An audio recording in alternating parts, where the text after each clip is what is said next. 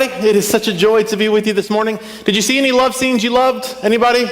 My favorite, Miss Piggy and Kermit. Just beautiful love story, span the test of time. Hey, it is so good to be with you this morning. We're in part 3 of a series this morning called Waiting, Dating, and Mating. And if you're new to this series, let me kind of catch you up very briefly. Relationships are really hard. They really are. And so our goal as a church is for you to have amazing relationships, God-honoring, wonderful, awesome marriages. But relationships can be really hard. And so we want to talk to you about how do you do this thing right. And so on week 1 of the series, we started with the simple idea, you were created by God for relationships. You were. It's like when God created humanity and God created the world, he created Adam and he says, it's not good for man to be alone. I want to create for you a suitable helper, someone to do life with. And so he creates Eve. And if you're here and you're single and you see all your friends getting married and you want to be married, if you want to experience that kind of intimacy, I want to set you free. You don't need to feel guilt. That is the fingerprint, the imprint of God on your life. You were created for that. So we talked about that on week 1. Well, last week we asked this question. Here's what we said. The whole message centered around this one thought. Are you who the person you are looking for is looking for? You see, all of us spend our lives looking to find the right person, someone who completes me, a soulmate. And so what we do is we settle for chemistry. We find someone that things feel good when we're together. We settle for someone who we have a song that makes us feel a certain kind of way. But chemistry isn't the ultimate test. Really, we're talking about commitment, about spending life committed to one common cause, which is loving each other for better or worse until death do us part. And so the question is this. Instead of looking for someone to complete you, we ask this question, what would it look like for you to become a complete person? To ask the question, am I who the person I'm looking for is looking for? And if you're not, what are you doing to become that kind of person? Well, today, at the end of the message last week, let me back up. At the end of the message last week, we read from 1 Corinthians chapter 13. It's called the love chapter. We said love is patient, love is kind, love does not envy, love does not boast. And so we talked about what love is, and we asked you, are you these things? And if you're not, are you becoming them? Then at the end of 1 Corinthians 13, there's this interesting verse. The chapter ends in kind of an odd way. He goes through this list of love. Love is patient, love is kind, love does not envy. And then at the end of the chapter, he says this. He says, when I was a child, I talked like a child. I thought like a child. I reasoned like a child. But when I became old and grown, I put away childish things. This is what he essentially says. At the end of at one point in my life, I was immature. But when I became a man, I put away those things that were immature and I stepped into the calling of what it means to actually be a man. This is how we ended last week. Last week we said this, you know every fairy tale that you read, that there's a princess or a damsel in distress and a good-looking prince or someone rides in on a noble stallion and saves her and rescues her. And then the story always ends and they lived happily ever after. The story ends when the relationship begins. And so most of us from childhood, we've programmed our brains to believe that once I can find the right person, everything will be fine. My life will fall into place. I won't need to work on patience because they'll never do anything that makes me feel impatient. That's the lie that we begin to believe. And so last week we ended with this verse about what does it mean to become a man, to put away childish things. And today we're going to talk about dating. But specifically today, I want to talk to guys. I want to talk to men about what does it mean to put away childish things. Now, if you notice behind me, the school today is doing a play, High School Musical, and, okay, one fan, and I've never seen High School Musical because truthfully, I've tried to distance myself completely from high school. High school was a weird time in my life of trying to figure out who I was and going through all these different changes, my voice changing and growing, and just it was a weird time in my life. But when I think about how I thought about the world then compared to how I think about it now, it's completely different. And one of my biggest frustrations as a pastor is talking to people that are grown and they're in adult bodies. They're men in adult bodies who act like they're still in middle school. They're still in high school. And so this morning, if you're here and you're a guy, this is for you. If you're here and you're a girl and you get to listen in, like if there's something else you need to do, you can kind of listen in and pay attention. But I want to talk to guys specifically today because here's what I believe. If guys will lead the charge and become men of God, like actually become the kinds of people God has called them to become, we will see this whole wave of change sweep through our nation. Like if guys can understand what it means to put away their childish things and to step up and to actually be men, we'll see this epidemic. We'll see this massive change of life change, of relationships actually becoming what they could possibly become. Now, to help you understand this, I want to kind of fill you in. We live in a world that's really difficult for guys. And I don't know if you've ever thought about this, but in the world in which we live, it's difficult to be a guy, and here's why. When you know what you're supposed to do and you see what culture screams at you, they're completely different. They're polar opposites. Culture screams at you that women are commodities. Women are things that are objects. They can be purchased and traded. You can buy them. You can buy their love. If you buy them a certain thing, it will win their heart. But beyond all that, the message that culture continually screams at us is find yourself a woman who is an object, a commodity, and use her. Get what you need from her. Use her, abuse her, and when you're done with the relationship, discard her. And we see this all the time. We see this in TV, we see this in movies, we hear this in the songs that we listen to. We objectify women.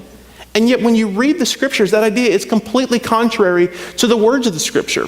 So if you're here and you've ever had that moment where you felt like women were objectified, I want you to hold on to that for a moment. Women, if you're here and you've ever felt like that, if you've ever felt like an object, someone just staring you down and not really caring about you and caring about your heart, just hold on to that tension, okay? And I want you to try to imagine this. The writers of the New Testament, the four Gospels and then on into the New Testament, the world in which they lived, women were treated even worse than women are treated today.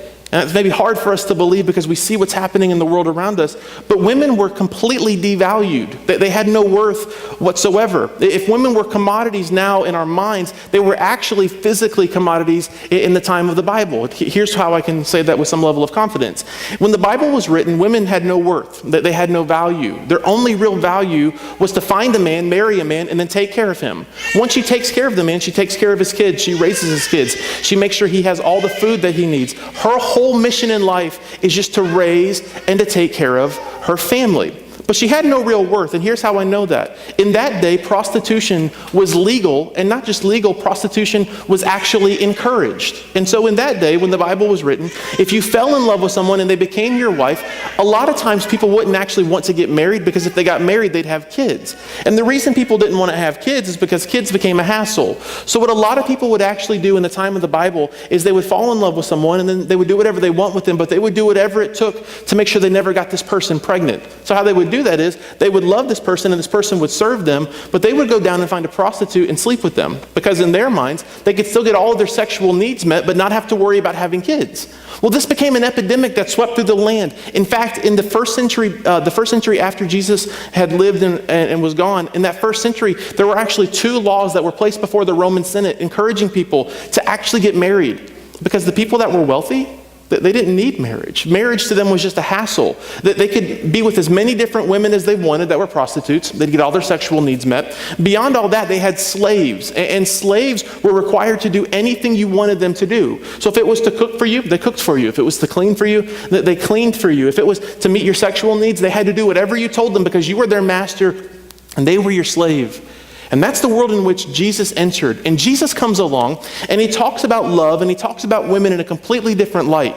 Now, if you're here and you're a dude and you've treated women like this, you are going to hate today because I'm going to challenge you to raise the standard. I'm going to challenge you to stop treating women like commodities, like objects. And honestly, so many guys treat women like slaves. And I want to teach you to treat them with respect and honor the way God tells us to. So Jesus steps into this first century world in which women were nothing more than objects. And he teaches about people in such a different kind of way. If you have your Bibles or your notes, the very top of your notes, the book of John, John records this teaching of Jesus. Now, everywhere Jesus went, people would crowd in around him to hear how he was going to talk about God next. Like he would talk about God in a way that was so fresh and so different and so challenging and so unique. And so Jesus has this crowd of people around him. And in John chapter 13, here's what he says. He says, a new command I give you. Now, before we go any further, a new command I give you. In that day, people were all concerned about what the most important commandment was. Like there was the 10 commandments in the Old Testament.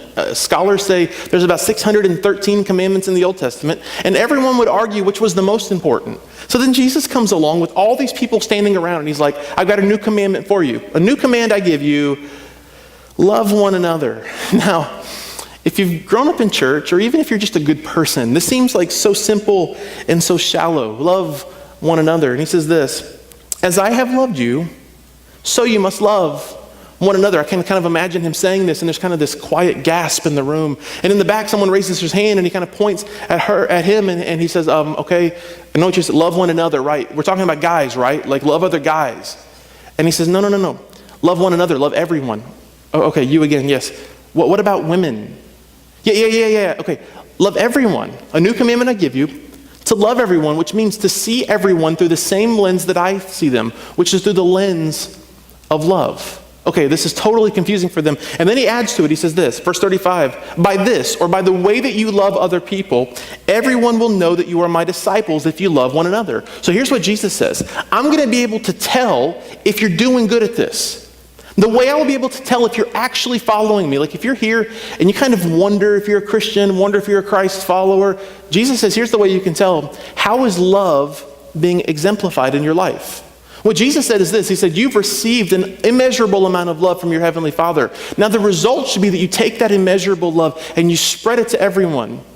And that includes your wife, but it's not limited to just your wife. You are to love everyone in this earth and to see everyone through the lens of love. Now, this whole idea was completely countercultural. It was so different. It was so unique. It was so weird because everyone in that time, they just viewed women as objects, as worthless, as having no value or no voice whatsoever. Well, then Jesus says this, and if you keep reading through the Bible, Paul comes along, and Paul talks about marriage. And here's what he says. Like, I want to take it a step further. I don't just want you to love one another, but I want to teach you how to love each other in the context of marriage. In Ephesians chapter 5, Paul writes this. Verse 21 is one of my favorite verses in the whole Bible. It says this. Paul says, submit to one another out of reverence for Christ. This was a totally weird idea, right? Because in those days, women submitted to men, right? You got a woman, you married her, and she took care of you and met your needs. You got a woman, and she was there to please you sexually. You got a woman, and she took care of your household and your family and your kids. But submit to her.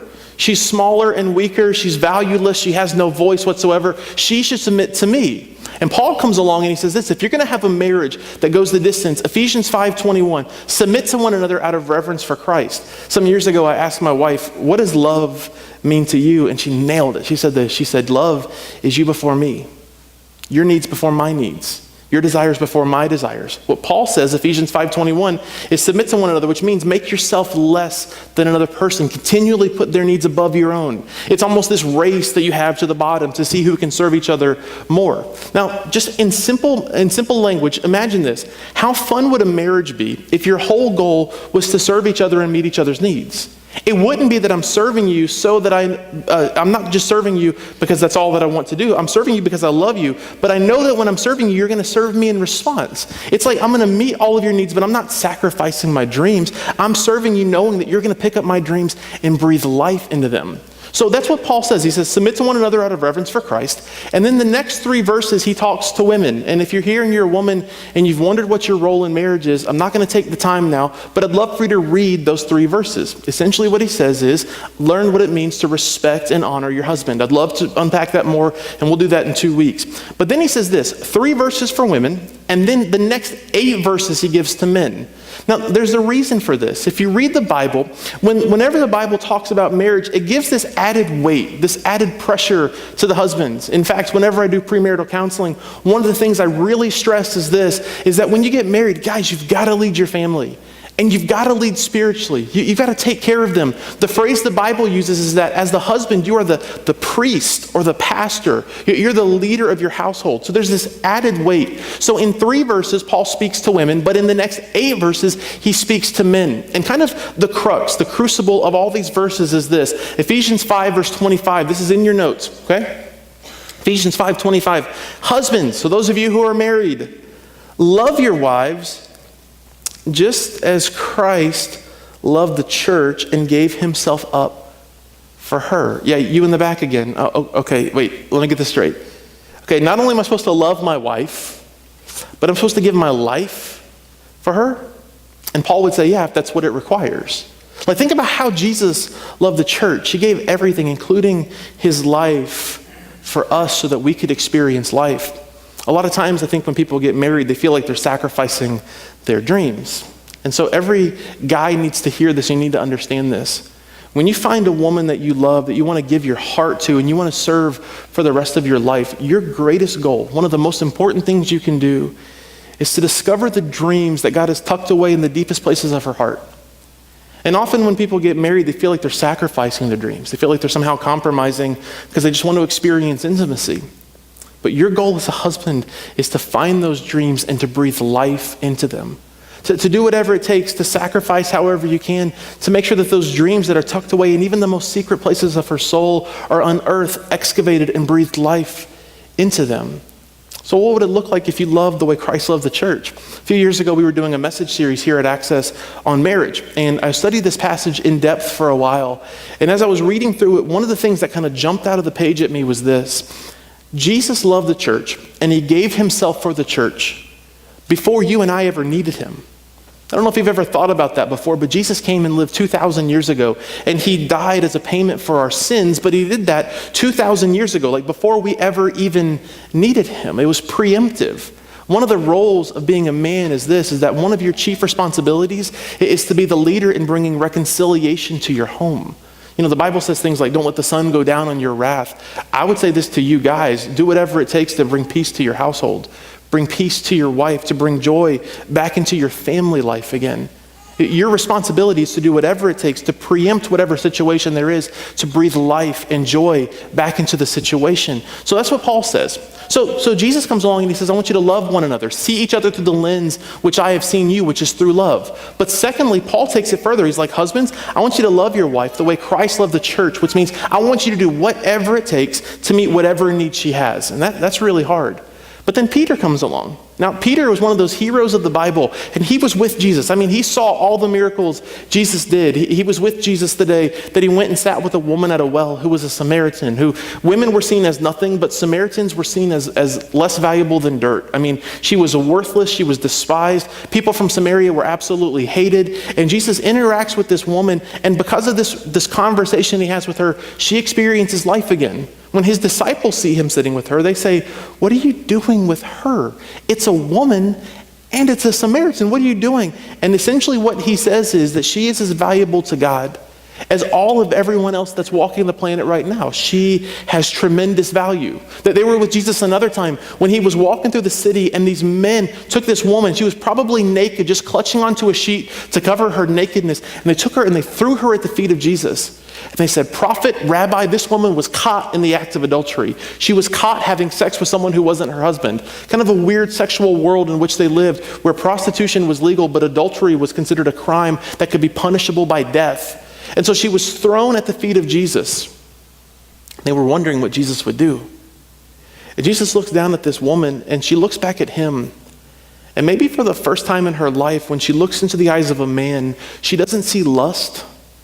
She doesn't see someone who is just looking at her as a body to see what kind of joy he can get out of seeing her. She looks in his eyes and she sees love.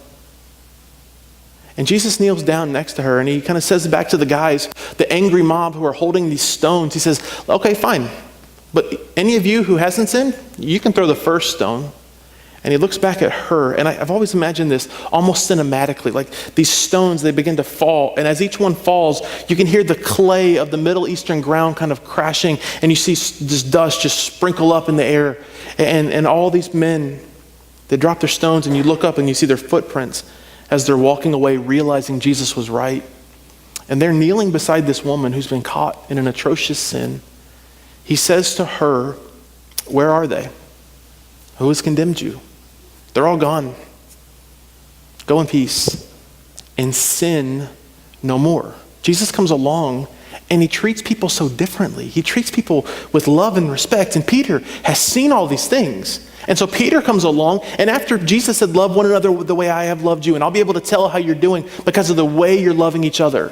And beyond that, I want you to take it a step further. Paul comes along and he's like, husbands, love your wives and give everything, including your life if you need to. Then Peter comes along and he says this, and this is hard.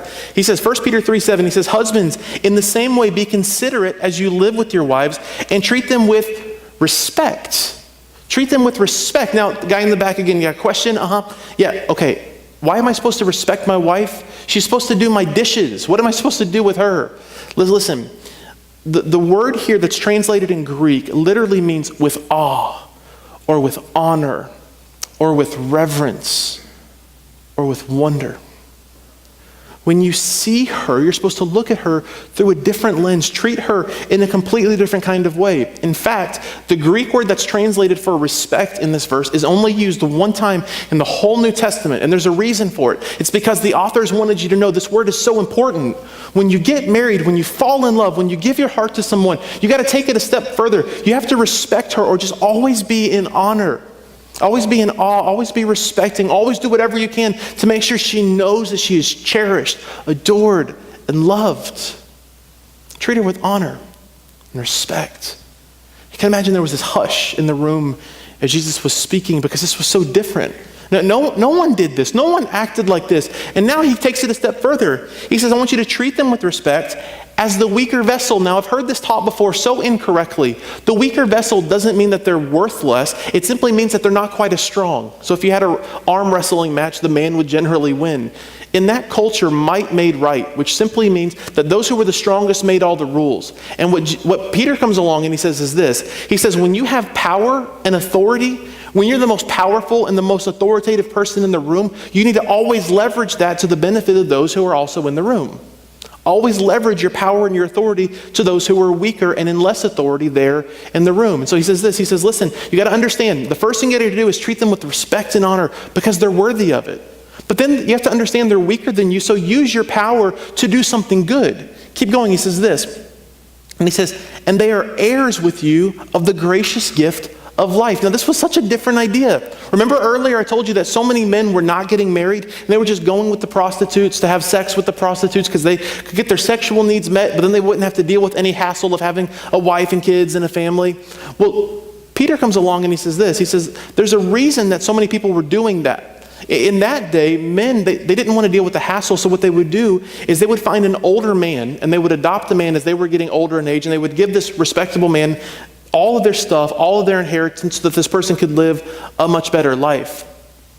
And what Peter says is this. He says, if you look around the room, there's a lot of guys, and there's also a lot of girls, and every single one of those people are the sons and daughters of your heavenly Father.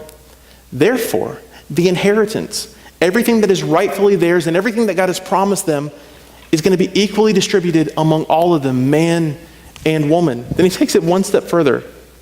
He says this, he says, so that everyone, all of them, men and women, are heirs of the gracious gift of life so that nothing will hinder your prayers. Essentially, here is what he says. He says, guys, if you don't get this right, if you don't step your game up, if you don't treat women with love and respect and honor, if you don't do this, he even says this, he says your prayer life will be hindered. This is like such an important deal. Like we have to raise the bar on honor across the board in the way that we treat women. So how do we do this? How do we do this? I mean, it was completely different in that culture, and if we're honest, it's completely different in this culture. I want to submit to you two ideas this morning of how we can change this and how we can change ourselves. And if we'll do this, and if we'll allow this to infiltrate our dating, our engagement, and our marriage, I believe it can raise the level of intimacy to a way that you've never experienced before. The two things are this. If you have your notes, the first one is this. Renew your mind to think differently. And secondly, make up your mind to behave differently. Renew your mind to think differently, and then change the way you think so you can behave differently. The first thing is this. If you're going to renew your mind, I want to talk to you about what it looks like. The first thing is this. The way we entertain ourselves has gotten completely out of line. Culture is like a pendulum. It swings from one extreme to the other. And my observation as someone who loves to listen to the radio and as someone who loves movies and who loves entertainment is that culture has swung so far in the way we talk about women that it's actually caused there to be this ripple effect in the way that we actually treat women. Let me say this to you. If you're here and you're a guy and you have songs on your iPod, on your phone, on your playlist at home that talk about women as bitches, as whores, as sluts, as hoes, as anything like that, by the time the sun goes down tonight, you need to delete that forever. Get it off your playlist, get it off your phone, get it off your computer. And you'll say things like, well, Jason, that's not a big deal. That's the way culture is. Well, let me tell you something. Not our cultures are equal. And if that's your culture is terrible. Maybe you say, well, Jason, it's not a big deal because it's just songs and it's just words. Well, let me give you some history to kind of back up my statement.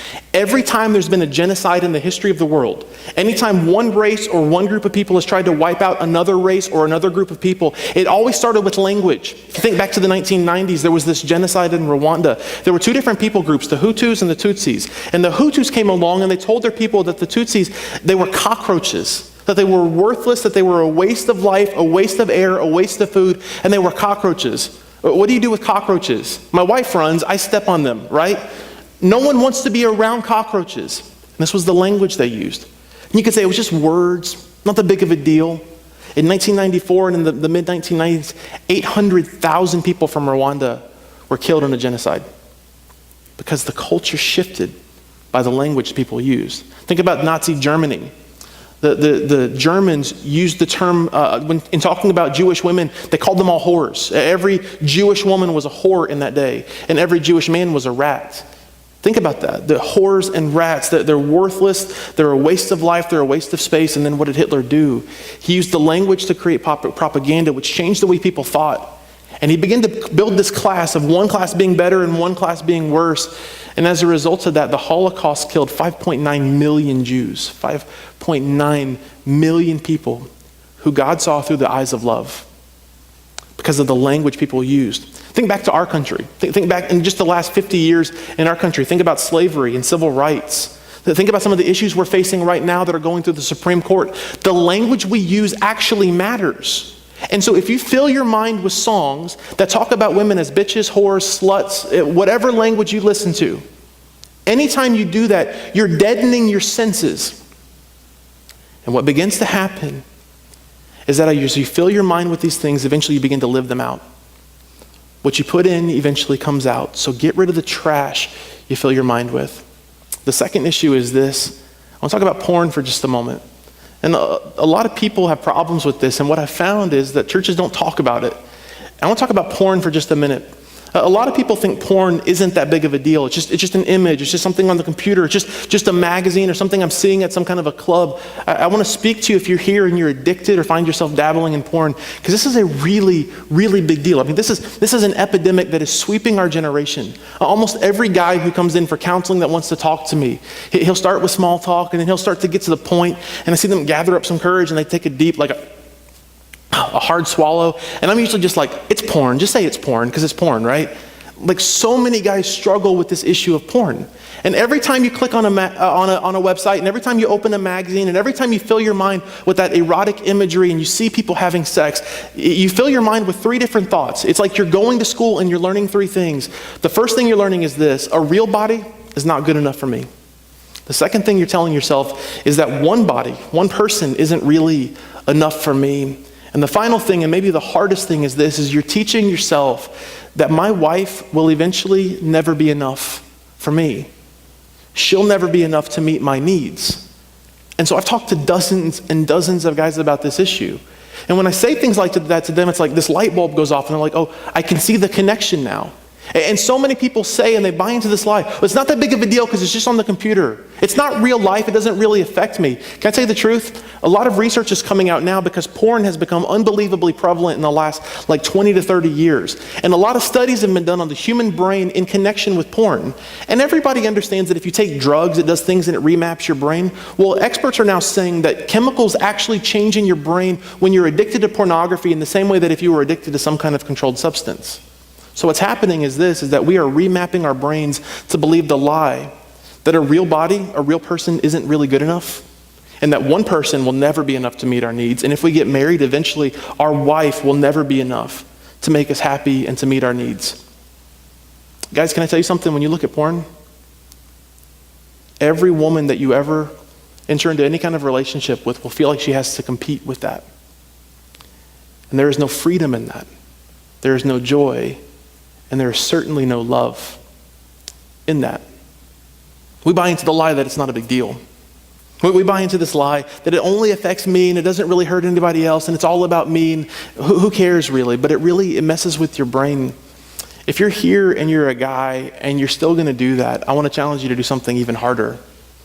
If you make the decision that I'm just going to do porn and it doesn't really matter and it doesn't really hurt anybody, The next time you fall in love, or if you're here and you're married and in love, I want you to take that girl to a restaurant, get her a nice meal, and after your meal is over, take her hand and look her in the eyes and tell her those 3 things. Tell her, the truth is, if I'm really honest, one body, not going to be enough for me. It's not. And truthfully, a real body is not going to be enough for me. A real body, one body, and truthfully, if I'm honest, if we get married, your body will probably never meet my needs. And see how that goes. See how that works for you. Porn is destructive. Porn strips away the humanity of a person. When I said earlier that Jesus says, love everyone the way I have loved you, it assumes that the people you love are people. And when you watch pornography, what you're doing is you're watching bodies. You're not watching people, you're watching bodies. You've stripped away the humanity from the person, and your only existence is to please yourself. That's got to stop with our generation. I'm not letting my sons get into this. I'm going to lead the charge. But you can be clean. You can leave it behind, but it's got to stop. It's got to stop. So if you'll do these things, if you'll listen to the things you listen to, pay attention to the things you're watching, if you will intentionally remove yourself from a culture that screams that women are objects, that they're commodities, that you can trade them and use them and abuse them, and when you're done with them, you can discard them. If you'll get rid of that mindset, you will renew your mind. But the second part is this: you got to change the way you behave. So how do you do that? I want to give you one simple thought, and here's what it is. Often, I will find myself like sitting at a mall or an airport watching people. I'm a people watcher. And it's funny to me to watch guys as beautiful women go walking by. A beautiful woman will go walking by, and I'll see the person, but then I watch the guys around them. And I love catching guys checking out girls. It just cracks me up, right? I make them feel terrible at times. Like a girl will go walking by and a guy will totally check her out, check all of her out, and they'll make the creepiest, dirtiest looking face that if they could see themselves in a mirror, they would be ashamed of themselves. And I like making eye contact with them and being like, cut it out. If you struggle with that, let me give you a way to change your behavior. Think about this. Imagine the most powerful, important woman in the whole world to you. Who would that be? Someone more important than your mom on a national level, whether it's a celebrity or an athlete. Maybe it's a politician. Maybe it's the Queen of England or Michelle Obama. Like, who is one person that would just have your respect and they are a female? Imagine this. Imagine that I told you that I was going to have a gathering of people at my house. I was going to invite a bunch of friends over, and it was going to be a really nice event. We were going to cater the meal. Everybody's going to be in nice outfits. I want you to come. You would dress yourself up, and you would look really nice. And when you came to the event, you would be there, and the moment she walked in, your whole attitude would change. Why? Because you were going to treat her with honor and respect. And when she came walking into the room, man, if she made eye contact with you, guess where your eyes would be? Locked with her eyes. Nowhere down here. Your eyes would be locked with her eyes. Why? Because you respect her. And think about this. If she came in and all the seats were kind of taken and she came walking in, you would get up and offer your seat. Why? Because she has such value to you. Why? Because you honor and respect her. So now the Bible comes along, and what Jesus says is this. He's like, treat everyone that same way. Treat every person, every woman, every boy, every girl, treat every person with that same kind of honor. Guys, can I give you a tip? All you single guys, there's a lot of single girls who have given up hope of finding a good guy. They have. And so they'll find themselves sacrificing their body to experience some kind of intimacy here and now, but they know they're selling out. But what their heart longs for is for someone to come along and to say, I love you, but I don't just love you, I value you. I don't just value you, I honor you. And I respect you, and I'm going to cherish you. And if we get married, I'm going to take care of you, and I'm going to provide for you. And every day that you wake up, every breath you take, I'm going to be there providing for, loving on, serving you in any way I possibly can. That's what people crave. That's what women want. We got this culture of guys who are complete idiots. They're out seeking things for themselves, trying to do things that make themselves happy. And I just wonder what it would look like if we looked at every person through the lens of love. If we honored people the way Paul and Peter talk about it, if we viewed everyone as an heir of God. Here's the final fill in the blank, and this maybe will help you kind of summarize everything I was trying to say today. The value of something is determined by the price someone's willing to pay for it. The value of something is determined by the price someone's willing to pay for it. Let me take this to women. The value of a woman is determined by the price God was willing to pay for her. And what was the price? God sent Jesus, his perfect son, to live perfect life and to die on a cross, to be beaten and bruised and abused for us. And it wasn't for guys. It was for men and women. It wasn't just for guys. It was for men and women. And if you can change the way you view women, if you can stop treating them as commodities, if you can start treating them as people who have a heart and a soul and dreams that need to be excavated, if you will give your life to being a man of honor, chivalry doesn't have to be dead. If you can give your life to serving people, loving all women, not only including, but definitely including your wife. If you can learn to love all women and see all women through the same lens, to treat every person that you interact with that same level of honor, watch what it does when you get married. So many guys, they're idiots. They get married and they drag all of this junk with them into the marriage. They treat women like slaves, like the slave owners in the Bible would have treated their women. They treat women like slaves, and they think if I can just put on a tuxedo one day and stand at an altar and tell everyone that I know that I love this woman, I'll stop treating women like slaves. You know what? What tends to happen when you get married is all of your good things, they tend to be magnified, and all of your bad things tend to be magnified as well. If you treat a woman like a slave now, if you treat her as worthless now, you will find yourself at some point in your marriage when all the fuzzy feelings of your marriage and honeymoon wear off, you will find yourself treating her the same way. So my question to you guys is this: will you join me and raise the bar? Will you step up to the plate? Will you be men? Will you renew your mind? Like, get rid of the filth you're listening to. I'm going to say this one more time. If you have songs on your iPod, on your phone, on your playlist at home that refer to women as bitches, as sluts, as whores, or talk about the sexual things that you want them to do to you, get rid of it by the time the sun goes down tonight. It's trash and you're feeding yourself trash. Secondly, if you find yourself addicted to porn, you got to get help.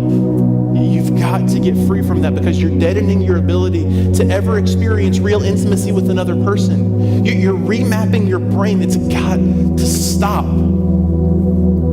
Final thing is this: got to change the way you behave. Treat every woman with amazing honor. Learn to look them in the eyes and not follow them with your eyes when they walk past you. Learn to view them as children of God, not as objects and commodities that were given to you for your pleasure and your enjoyment only. I believe if you'll understand that last phrase, that the value of someone is determined by the price someone was willing to pay for them. If you got the principle that Peter said, that we are all heirs of God and his kingdom and his love, it'll change the way you treat other people. And if you'll change the way you treat others, here's what I believe. I believe a generation of men can be raised up where their kids, they respect their mom and they look forward to getting married because they want that same kind of marriage that you've got. That's what I want. So guys, will you join me? Will you join me in this charge? This quest towards nobility, this quest towards biblical masculinity. It'll change the way we date. It'll change the way you try to get physical with the girl in the backseat of your car. Why? Because you honor and respect them. You wouldn't do that to someone you honored and respected. Let's step up our game. Let's learn to lead women with love and respect and honor. Let's be a generation of men that God uses to make a difference in our families, in our communities, and ultimately in the world. Let me pray for you. God, my prayer is this: that you'll give us the courage to actually live this out. God, I know messages like this are often harder, they're easier to talk about than they are to do. So God, I pray that you'll give us the courage to actually live it out, to actually be men of God, to be people that you actually use to make a difference in our families, in our cultures, and ultimately in our world. God, I know that even doing this is hard because we'll be swimming upstream against a culture that feeds us the lie that women are commodities to be used and treated a certain way. And then whenever we're done, we can discard them. God, give us the courage to fly in the face of that. Help us to do what Jesus said, to see everyone through a lens of love. Help us to shoot for the goal that Paul set for us, which is to learn what it means to treat our wives with respect, to love them the way Jesus loved the church. And then God, ultimately, may we have that courage to live out what Peter said, to treat them with respect, to view them as heirs of God, and to understand that they have such value to God and they should have it to us as well. God, I pray that this church will be a church that's a factory of people that come through, just a factory of men who are being raised up, leaving that life of trash and shame and sin behind, and carrying the standard into the next generation. We love you, God, and we thank you for that. In Jesus' name.